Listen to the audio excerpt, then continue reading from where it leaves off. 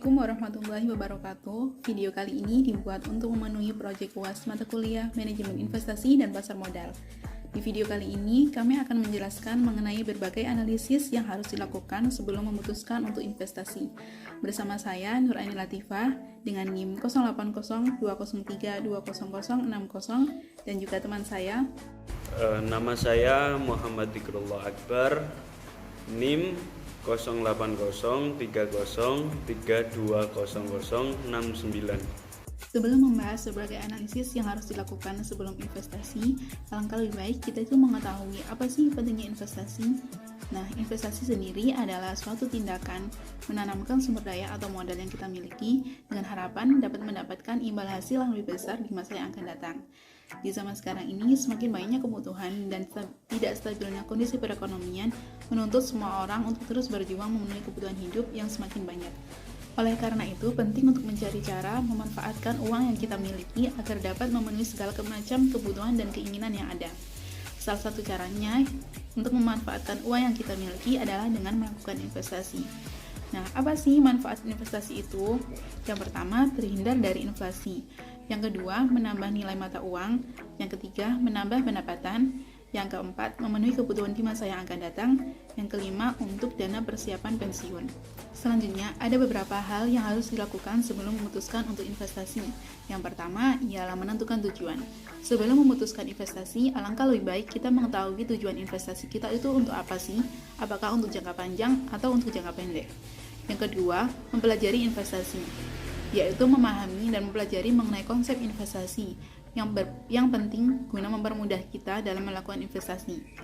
Yang ketiga, ada menyiapkan modal. Tentunya dalam investasi apapun diperlukan modal.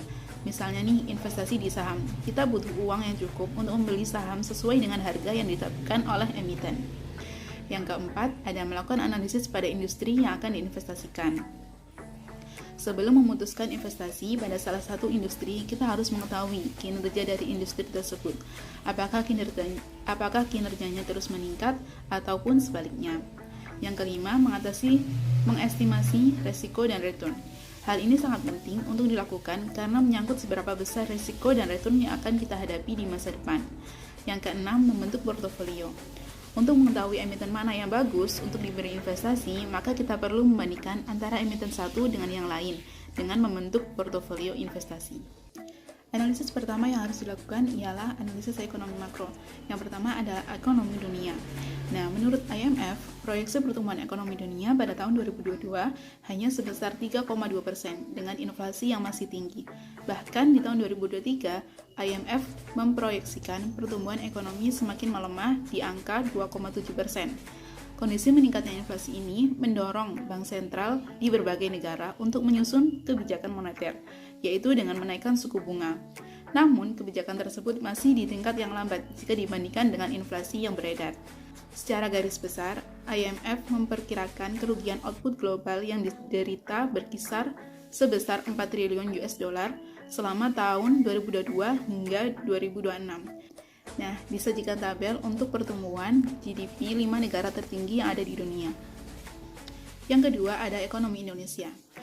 Ada beberapa kondisi makroekonomi di dalam negara yang dapat menjadi pertimbangan investor sebelum melakukan investasi saham. Di antaranya yang pertama ada PDB. PDB yaitu pendapatan domestik bruto. Dengan melihat PDB yang berbentuk laporan triwulan ini, bisa melihat keadaan yang sebenarnya bahwa variabel-variabel seperti produksi, harga, dan yang lain dapat berfluktuasi secara dalam dari laporan triwulan ke triwulan selanjutnya. Berdasarkan data perekonomian Indonesia di triwulan 3 tahun 2022 terhadap triwulan 3 tahun 2021 mengalami pertumbuhan sebesar 5,72% dari tahun ke tahun. PDB triwulan 3 2021 ke triwulan 3 tahun 2022 menunjukkan bahwa pertumbuhan perekonomian Indonesia atas dasar harga berlaku mencapai 5 triliun atau atas dasar harga konstan 2010 mencapai 2 triliun. Yang kedua ada kurs rupiah. Nilai tukar berpengaruh negatif terhadap harga saham, yang mana jika nilai tukar mata uang asing menguat, maka harga saham akan turun. Kondisi tersebut mengakibatkan perdagangan di bursa efek akan menurun, karena tingginya nilai mata uang yang akan membuat investor cenderung berinvestasi pada pasar uang. Dari data tabel di atas, dapat dilihat bahwa kondisi kurs rupiah terhadap dolar berubah-ubah, namun tetap dalam kondisi rupiah melemah terhadap dolar. Nilai tukar rupiah yang selalu berubah-ubah ini, seperti data yang disajikan di atas, membuat perubahan pula pada harga saham, sehingga akan mempengaruhi jumlah investor yang akan berinvestasi. Nah, yang ketiga, ada inflasi. Dari tabel yang disajikan di samping ini, pada tahun 2022 dapat dilihat bahwa tingkat inflasi di setiap bulannya terus meningkat. Dari data BPS, inflasi terjadi disebabkan adanya kenaikan harga dari berbagai komoditas. Inflasi yang tinggi juga akan mempengaruhi return investor di masa yang akan datang. Semakin tinggi inflasi, maka return yang didapat akan semakin rendah. Yang keempat ada suku bunga. Tingkat suku bunga memiliki pengaruh negatif terhadap harga saham. Tingginya tingkat suku bunga membuat harga saham jatuh. Kondisi seperti itu membuat para investor banyak yang menarik investasinya dan memilih untuk memindah investasinya ke deposito atau obligasi. Namun di sisi lain juga menguntungkan bagi investor ketika tingkat suku bunga naik, maka harga saham akan cenderung murah. Berdasarkan tabel di samping, dapat kita lihat bahwa suku bunga BI selama tahun 2022 telah mengalami peningkatan sebanyak 3 kali, dari 3,5% sampai pada bulan Juli 2022 dan rate terakhir 4,75%. Suku bunga yang naik akan mempengaruhi keputusan investor untuk berinvestasi, terutama pada investasi saham. Kegiatan investasi akan cenderung menurun jika suku bunga naik. Yang kelima, ada kondisi pasar modal. Menurut Otoritas Jasa Keuangan atau OJK, jumlah investor di pasar modal hingga pada pertengahan Agustus 2022 mengalami peningkatan menjadi 9,45 juta investor. Peningkatan tersebut meningkat 8 kali lipat sebanyak 5 tahun yang lalu. Dari data di atas, dapat diketahui bahwa di setiap tahunnya jumlah investor pasar modal mengalami kenaikan yang signifikan. Kenaikan dari tahun 2020 ke 2021 mengalami persentase yang tinggi dibanding tahun 2019 ke 2020, yaitu sebesar 92,99%. Kemudian pada tahun 2021 ke 2022 mengalami kenaikan sebesar 33,19%. Kemudian pada tahun 2021 ke 2022 mengalami kenaikan sebesar 33,19%. Meskipun tak sebanyak kenaikan tahun sebelumnya, namun persentase tersebut juga menunjukkan bahwa di tahun 2022 ini masih banyak orang yang memiliki ketertarikan untuk berinvestasi di pasar modal. Yang keenam, ada isu resesi. Prediksi adanya resesi ditimbang dari adanya pengetatan moneter di beberapa negara hingga konflik geopolitik yang menyebabkan naik turunnya harga komoditas pangan sampai energi dunia. Bank Dunia mencatat resesi 2023 dipicu keadaan saat bank-bank sentral seluruh dunia secara bersamaan menaikkan suku bunga sebagai respon terhadap inflasi. Namun, dari isu resesi yang menyebar di seluruh dunia, perekonomian Indonesia masih mampu tumbuh sebesar 5,72% pada triwulan 3 tahun 2022. Dari tumbuhnya perekonomian Indonesia ini, dapat dikatakan bahwa Indonesia pada tahun 2023 ini aman dari isu resesi, dilihat dari kondisi perekonomian Indonesia. Selanjutnya ada analisis industri. Analisis ini digunakan investor untuk mengetahui kondisi persaingan dalam suatu industri. Contohnya yang pertama ada industri pertambangan. Indonesia sebagai negara yang kaya akan sumber daya alam, salah satunya yaitu mineral dan energi. Banyak negara yang membeli hasil tambang dari Indonesia, khususnya batu bara, membuat peningkatan penjualan semakin banyak. Pertumbuhan industri pertambangan pada triwulan 2 tahun 2022 menunjukkan tren penguatan dengan tumbuh sebesar 4,0%. Tingginya permintaan di tengah disrupsi pasokan global membuat harga komoditas bertahan tinggi sehingga menjadi penopang kinerja sektor pertambangan. Pertumbuhan sektor pertambangan yang solid juga disebabkan oleh upaya pemerintah untuk mendorong hilirisasi sektor sektor primer yang bernilai tambah tinggi. Kemudian pada triwulan 3 tahun 2022 menunjukkan surplus sebesar 14,92 miliar US dollar atau tumbuh sebesar 12,58%. Indonesia juga masih mendapatkan windfall profit akibat tingginya harga beberapa komoditas unggulan yang didominasi oleh batu bara 13,31%, kemudian minyak, kelapa sawit 8,95%, serta besi dan baja di angka 6,38%. Sektor industri pengolahan sebagai kontributor terbesar PDB tumbuh positif sebesar 4,83%. Sektor utama lainnya seperti sektor pertambangan dan pertanian mengalami pertumbuhan masing-masing sebesar 3,22% dan 1,65%. Selanjutnya, industri barang konsumsi. Industri barang konsumsi berpengaruh positif signifikan terhadap pertumbuhan manusia. Industri barang konsumsi tentunya terus meningkat, terutama di Indonesia. Hal tersebut dikarenakan pertumbuhan manusia yang meningkat di tiap tahunnya otomatis akan mempengaruhi tingkat konsumsi masyarakat. Di antara sektor yang ada dalam industri barang konsumsi yaitu 6 sektor: makanan, minuman, sektor rokok, sektor farmasi, sektor kosmetik dan keperluan rumah tangga, sektor peralatan rumah tangga dan lain sebagainya. Berdasarkan data dari Kemenperin, industri manufaktur mencatatkan pertumbuhan sebesar 4,83% pada triwulan 3 tahun 2022. Nilai tersebut lebih tinggi jika dibandingkan dengan periode yang sama pada tahun lalu, yaitu di angka 4,12%. Selanjutnya, industri finance. Sektor jasa keuangan merupakan roda penggerak perekonomian negara. Ketika sektor ini kuat, ekonomi akan tumbuh dan perusahaan akan lebih mampu mengelola resiko. Sebaliknya, ketika lembaga jasa keuangan mengalami kegagalan dalam skala besar, hal tersebut akan mengakibatkan resesi ekonomi. Perekonomian global pada triwulan 2 tahun 2022 masih dipenuhi dengan dinamika berlanjutnya perang di Ukraina, tekanan inflasi, serta pengetatan kebijakan moneter global yang lebih agresif. Keuangan masih tumbuh tercermin dari kenaikan penyaluran kredit perbankan sebesar 10% di tengah meningkatnya resiko stagflasi dan ketidakpastian pasar keuangan global. Stagflasi dan ketidakpastian pasar keuangan global, perbaikan perekonomian domestik terus berlanjut. Hasil tersebut ditopang oleh peningkatan konsumsi dan investasi serta kinerja neraca perdagangan dan fiskal. Selanjutnya ada analisis fundamental. Analisis fundamental adalah metode yang digunakan untuk menganalisis perusahaan berdasarkan kondisi keuangan dan industri terkait. Yang pertama ada BBV.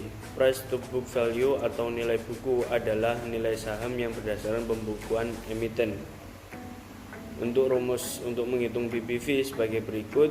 Book value sama dengan ekuitas dibagi jumlah saham beredar. BBV sama dengan harga per lembar saham dibagi book value. BBV ini digunakan untuk mengetahui apakah harga saham saat ini sedang dalam keadaan under value atau over value. Yang kedua ada EPS, earning per share atau laba per saham, merupakan ukuran kemampuan perusahaan untuk menghasilkan keuntungan per lembar saham pemilik. Adapun rumus untuk menghitung EPS sebagai berikut. Earning per share sama dengan laba bersih setelah bunga dan pajak dibagi jumlah saham beredar. Yang ketiga ada PER, price earning ratio, merupakan perbandingan antara harga saham dengan laba bersih perusahaan, di mana PER mengindikasikan besarnya rupiah yang harus dibayarkan investor untuk memperoleh Rp1 earning perusahaan. Adapun rumus PER sebagai berikut: price earning ratio, harga saham dikurangi EPS. Selanjutnya ROA, return on asset. ROA menunjukkan kemampuan modal yang diinvestasikan dalam total aktiva untuk menghasilkan laba perusahaan. Adapun rumus menghitung ROA sebagai berikut: return on asset, laba bersih kurangi total aktiva dikali 100%. ROE, return on equity, merupakan rasio yang mengukur efektivitas atau kemampuan perusahaan dalam mengelola modal dari para investor untuk mendapatkan laba bersih. Adapun rumus ROA adalah sebagai berikut: return on equity, laba bersih dikurangi total ekuitas. Selanjutnya ada analisis teknikal. Yang pertama ada candlestick chart. Berdasarkan gambar candle di atas yang berwarna hijau, bullish pattern itu menunjukkan bahwa harga bergerak naik atau closing price lebih tinggi nilainya dibandingkan dengan opening price. Sedangkan candle yang berwarna merah yang bearish pattern itu menandakan harga bergerak turun atau closing price lebih rendah nilainya dibandingkan dengan opening price. Yang kedua ada support and resistance. Support and resistance adalah batasan atau tingkatan ketahanan harga yang bergerak naik bullish dan turun bearish. Selanjutnya support, yang berarti tingkatan harga saham secara historis sulit untuk turun lebih rendah lagi sehingga diyakini bahwa pada level harga tersebut permintaan saham akan lebih banyak dibeli dibandingkan dengan minat jual. Resistance adalah level harga saham di mana secara historis sulit untuk naik lebih tinggi lagi sehingga diyakini akan banyak yang menjual saham. Nilai tersebut dapat dijadikan tingkat ketahanan harga di atas harga pasar saat itu ketika penjualan seharusnya cukup kuat untuk menguasai tekanan pembelian dan mempertahankannya agar tidak terlalu tinggi. Bab selanjutnya kita akan masuk pada analisa teknikal dan fundamental di setiap perusahaan yang akan kita beri investasi. Yang pertama ada PT Adaro Energi Indonesia Tbk. Nah, PT Adaro Indonesia Tbk adalah perusahaan yang bergerak di bidang pertambangan batu bara yang didirikan pada tahun 2004 di Indonesia dan mulai beroperasi resmi pada tahun 2008. Kode saham dari PT Adaro Energi Indonesia ini disingkat dengan ADRO. ADRO dan anak perusahaannya juga bergerak dalam bidang pertambangan batu bara, perdagangan batu bara, jasa kontraktor penambangan, infrastruktur, logistik batu bara, dan kegiatan pembangkit tenaga listrik. Pada tahun 2021, ADRO membukukan EBITDA, yaitu Interest Tax Depreciation and Amortization, yang mencerminkan arus kas dari aktivitas operasi perusahaan, yang beroperasional sebesar $2,104 juta. Jumlah itu mengalami kenaikan 138% dari tahun ke tahun dari $883 juta pada tahun 2020. Selanjutnya kita akan masuk pada analisa fundamental dari perusahaan ADRO. Nah, dapat dilihat dari tabel di atas ini bahwa PBV dari ADRO dengan angka 1,34 yaitu yang mana lebih dari 1, yang menunjukkan bahwa harga saham dari ADRO ini sedang mengalami overvalue atau mahal. Yang kedua, dari data itu juga dilihat bahwa EPS ADRO cukup tinggi. Apabila EPS terus meningkat, maka perusahaan dapat memutar uang yang dihasilkan untuk menjalankan bisnis ataupun membagikannya kepada pemegang saham dalam bentuk dividen. Yang ketiga, ada ROA atau Return on Asset. Pada perusahaan ADRO menunjukkan peningkatan dari tahun sebelumnya, yaitu tahun 2021 yang mulanya sekitar 12%, meningkat pada tahun 2022 di triwulan 3 menjadi 25,59%. Dan juga kemampuan ADRO dalam mengembalikan modal atau ROE juga selalu meningkat dalam 3 tahun terakhir. Dapat dilihat dari grafik yang telah disajikan di atas. Selanjutnya, untuk mengetahui nilai intrinsik dari saham ADRO ini, dilakukan perhitungan dengan menggunakan model pertumbuhan dividen tidak konstan karena pembagian dividen di perusahaan ADRO ini selama beberapa tahun terakhir mengalami pembagian dividen yang tidak konstan. Dari hasil perhitungan itu, dilihat bahwa nilai intrinsik ADRO yaitu sebesar 3.795 Dan yang mana saat kita membeli saham ini harganya 3.750. Harga saham Adro saat ini sedang murah atau under value, oleh karena itu kami memutuskan untuk membeli saham Adro ini sebanyak 100 lot. Kemudian ada analisa teknikal.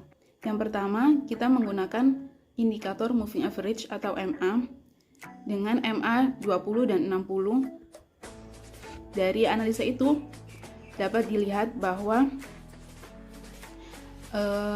saham Adro mengalami pembalikan arah setelah pergerakan harga mengalami downtrend. Kami melakukan transaksi pada saham Adro ini saat pergerakan harga mendekati garis major trend line, yaitu buy on support. Kemudian indikator yang kedua, kita menggunakan MACD. Keputusan pembelian kami saat itu juga didukung dengan indikator MACD yang menunjukkan perpotongan antara garis sinyal dan garis MACD dari posisi oversold, sehingga itu bisa menjadi sinyal beli pada perusahaan Adro ini. Selanjutnya ada indikator stokastik, bahwa terlihat saat momentum golden cross MACD, indikator stokastik saat itu juga sudah menunjukkan adanya pembalikan arah dari area oversold. Terlihat pada garis stokastik yang menguat menuju overbought. Yang kedua ada perusahaan Kalbe, yaitu PT Kalbe Pharma Tbk atau disingkat dengan KLBF. PT Kalbe ini adalah perusahaan yang bergerak di bidang pengembangan, pembuatan, dan perdagangan sediaan farmasi termasuk obat-obatan dan produk kesehatan konsumen. Perusahaan ini mulai beroperasi secara komersial pada tahun 1996. Produk yang diunggulkan Produk yang menjadi unggulan yang dimiliki oleh Kalbe diantaranya ialah obat resep, produk kesehatan, produk nutrisi, mulai dari bayi hingga usia senja, serta konsumen dengan kebutuhan khusus dan juga perawatan mata. Pada tanggal 30 Juli 1991, perusahaan KLBF ini secara resmi melakukan penawaran umum saham perdana atau IPO sebanyak 10 juta lembar saham, 50% dari 20 juta modal saham yang ditempatkan dan disetor penuh. Selanjutnya, analisa fundamental pada KLBF. Dapat dilihat dari tabel yang telah disajikan bahwa PBV dari KLBF dengan angka 5,03 kali, yang mana lebih dari 1, yang artinya harga saham KLBF saat ini sedang berada dalam kondisi overvalue atau sedang mahal. Meskipun begitu, kami memutuskan untuk membeli saham KLBF ini karena dilihat dari pergerakan kinerja KLBF beberapa tahun terakhir ini, kinerjanya cukup bagus dan meningkat. Dari hasil analisa kami juga membandingkan dengan tahun-tahun sebelumnya, EPS dari KLBF menunjukkan peningkatan di setiap periodenya. Dengan begitu, perusahaan dapat memutar uang yang dihasilkan untuk menjalankan bisnis atau membagikannya kepada pemegang saham dalam bentuk dividen. Yang ketiga ada ROA atau Return on Asset pada perusahaan KLBF menunjukkan peningkatan dari tahun 2021 yang mulanya sekitar 12% meningkat pada tahun 2022 di triwulan 3 menjadi 12,65%. Dan juga kemampuan KLBF ini dalam mengembalikan modalnya selalu meningkat dalam 4 tahun terakhir. Dapat dilihat dari grafik yang telah ditampilkan di samping. Untuk mengetahui nilai intrinsik dari saham KLBF ini, kami menggunakan perhitungan pertumbuhan dividen konstan karena setelah dianalisis kami melihat bahwa dividen yang dibagikan KLBF ini konstan setiap tahunnya. Dari perhitungan tersebut, nilai intrinsik KLBF diketahui sebesar 3.150 dan harga saham saat pembelian sebesar 2020. Hal itu menunjukkan bahwa kondisi saham dari KLBF ini sedang berada pada under value atau murah. Oleh karena itu, kami memutuskan untuk membeli saham KLBF dengan jumlah 5 lot. Selanjutnya, kita melakukan analisa teknikal menggunakan yang pertama indikator moving average atau MA dengan MA 20 dan juga MA 60. Pergerakan saham KLBF untuk jangka panjang masih dalam kondisi uptrend. Dalam melakukan transaksi KLBF ini, kami berpacu pada swing trade, yaitu metode trading dalam jangka waktu mingguan.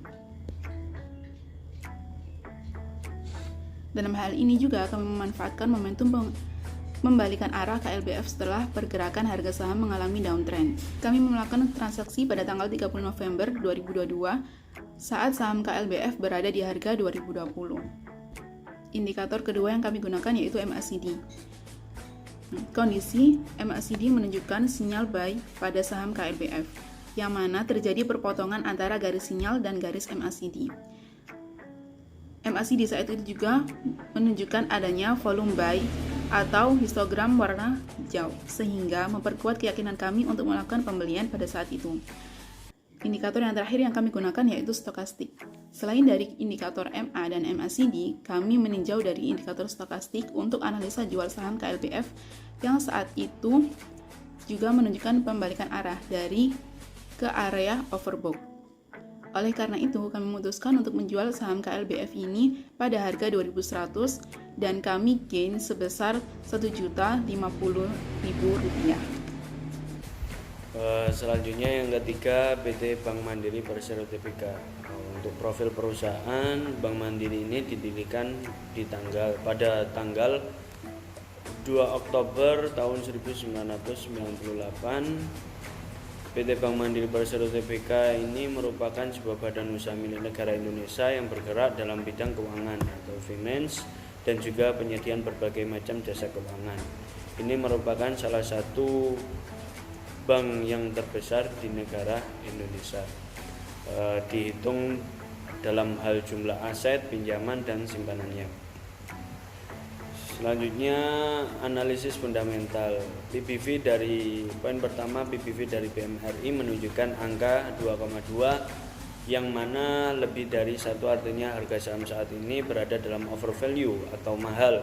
Meskipun begitu, kami memutuskan untuk membeli saham ini karena menurut kami kinerjanya bagus. Poin kedua, menurut kami IPS dari BMRI menunjukkan angka yang besar. Dilihat dari kemampuan perusahaan dalam mengembalikan modal juga 3 tahun terakhir mengalami peningkatan. Poin ketiga, ROA pada perusahaan BMRI menunjukkan peningkatan dari tahun sebelumnya 2021 yang mulanya sekitar 2% meningkat di tahun 2022 pada triwulan 3 sebesar 2,23%. Dan keempat, kemampuan BMRI dalam mengembalikan modal ROE juga meningkat dalam 5 tahun terakhir. Meskipun pada tahun 2020 sempat mengalami penurunan, namun di tahun 2021 kembali meningkat signifikan. Selanjutnya ada nilai intrinsik. Dari analisis menggunakan dividen BMRI 5 tahun terakhir, diketahui bahwa dividen BMRI mengalami pertumbuhan konstan di setiap periode. Oleh karena itu, digunakan perhitungan model pertumbuhan dividen konstan untuk mengetahui nilai intrinsik dari saham BMRI. Nilai intrinsik BMRI sebesar Rp9.648. Harga saham saat pembelian Rp10.025. Harga saham BMRI saat ini sedang undervalue murah, terbukti dari hasil perhitungan di atas yang mana nilai intrinsik harga saham. Oleh karena itu kami memutuskan untuk membeli saham BMRI dengan jumlah 10 lot. Selanjutnya ada analisis teknikal, moving average MA.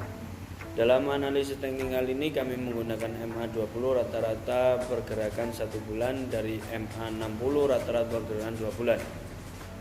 Dari pergerakan saham BMRI menunjukkan kondisi saham dalam keadaan sideways. Dalam hal ini kami memanfaatkan momentum pembalikan arah BMRI setelah pergerakan harga mengalami downtrend. Kami melakukan transaksi pada saham BMRI ini saat pergerakan harga mendekati garis major trade line buy on support. Kami melakukan transaksi pada tanggal 1 Desember tahun 2022. MACD pembelian kami pada saat BMRI juga didukung dengan indikator MACD yang mana pada saat itu menunjukkan adanya perpotongan antara garis sinyal dan garis MACD. Kondisi tersebut menunjukkan sinyal untuk membeli pada saham KLBF terlihat dari histogram MACD. Saat itu juga sudah menunjukkan ada volume buy, histogram berwarna hijau, sehingga memperkuat keyakinan kami untuk melakukan buy di saat itu di harga 10.050 Rp0,025 dengan jumlah 10 lot. Stokastik, selain dari indikator MA dan MACD, kami juga meninjau dari indikator stokastik untuk menganalisis jual saham BMRI yang saat itu juga menunjukkan pembalikan arah dari ke arah oversold. Oleh karena itu kami memprediksi akan adanya penurunan harga yang lebih jauh. Kami pun memutuskan untuk menjual saham BMRI dengan harga Rp9.750 dan dari penjualan saham itu kami mengalami loss sebesar minus Rp290.040. Oke, selanjutnya ada rangkuman transaksi saham. Pertama, kami di tanggal 23 November 2022 kami membeli saham Adro sebanyak 100 lot dengan harga 3.770, kemudian kami menjual dengan harga 3.850. Dari hasil penjualan kami mendapatkan gain sebanyak 843.600.000 rupiah. Yang kedua, pada tanggal 30 November 2022 kami membeli saham KLPF sebanyak 5 lot dengan harga Rp2.020, kemudian kami menjual dengan harga Rp2.100. Dari hasil penjualan kami mendapatkan gain sebanyak Rp1.050.000. Dan yang terakhir, di tanggal 1 Desember 2022 kami membeli saham BMRI sebanyak 10 lot dengan harga Rp10.025, kemudian kami menjual dengan harga Rp9.750. Dari hasil penjualan kami rugi atau loss sebanyak Rp200.040.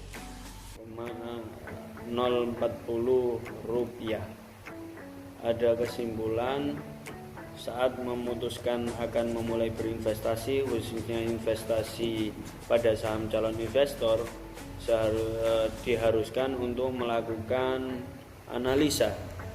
Analisa yang dapat dilakukan ialah seperti analisa perekonomian makro, analisa industri, analisa fundamental, dan analisa teknikal. Analisa ini akan membantu investor untuk memutuskan kapan waktu yang tepat untuk membeli dan menjual saham yang telah dibeli. Selain itu, berbagai analisa tersebut dilakukan agar dalam membeli saham, investor akan mengalami risiko yang minim dan mendapat keuntungan gain di masa yang akan datang. Meskipun analisis ini hanya bersifat prediksi dan belum tentu sesuai dengan apa yang akan terjadi, namun analisa ini akan meminimalisir resiko yang akan dihadapi. Sekian pemaparan hasil kerja tugas manajemen investasi dan pasar modal dari kelompok kami. Mengucapkan banyak terima kasih. Wassalamualaikum warahmatullahi wabarakatuh.